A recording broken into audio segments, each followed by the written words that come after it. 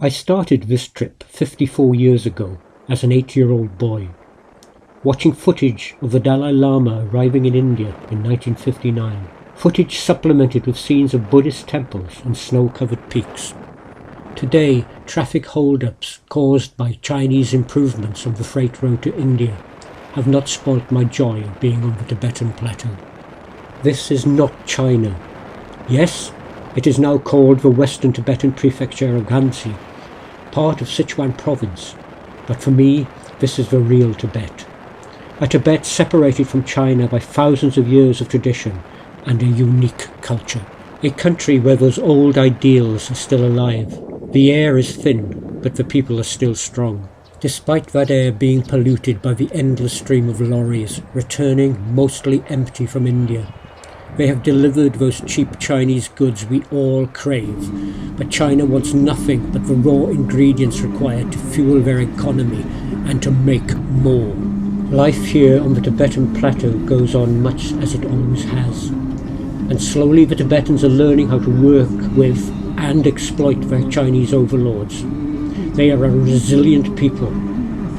Finally, after 9 hours on the road, we get a view of the beautiful Lithang county, a land in many ways lost in time, governed by the strict rules of Tibetan Buddhism, a stronger code of living than any communist manifesto.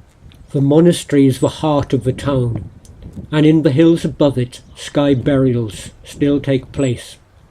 The dead are cut up and fed to vultures, perhaps the ultimate green burial.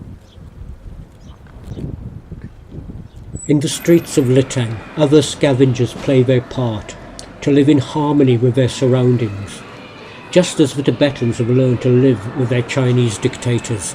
The people have had enough of eating the leftovers of their so-called masters. They are ready to reclaim this land.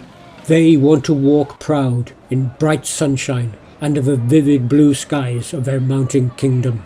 Pencil lines on maps cannot define people's heritage.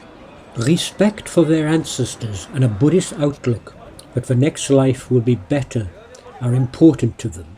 This does not exclude the fact they need to make a success of this life they are given. Now take some time to see everyday life in Lithang town.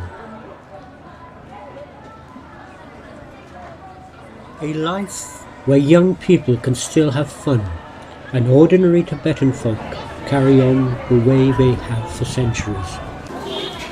Simple market trading and interacting with their neighbours. Proud of their traditional costume and language, and a sense of gratitude for the bountiful harvest of food their land provides.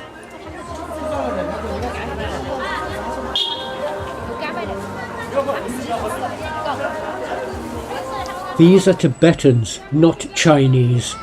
They may rely on Chinese means of transport, but they know who they are, a strong, independent people, a people with thousands of years of history and a faith which has burned in them since the time of the Lord Buddha.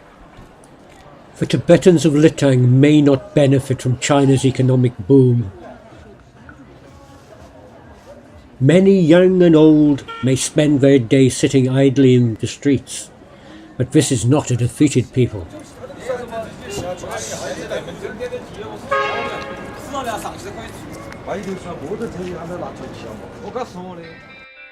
Tibetan monks have political influence, and the young cowboys are proud of their lawless tradition.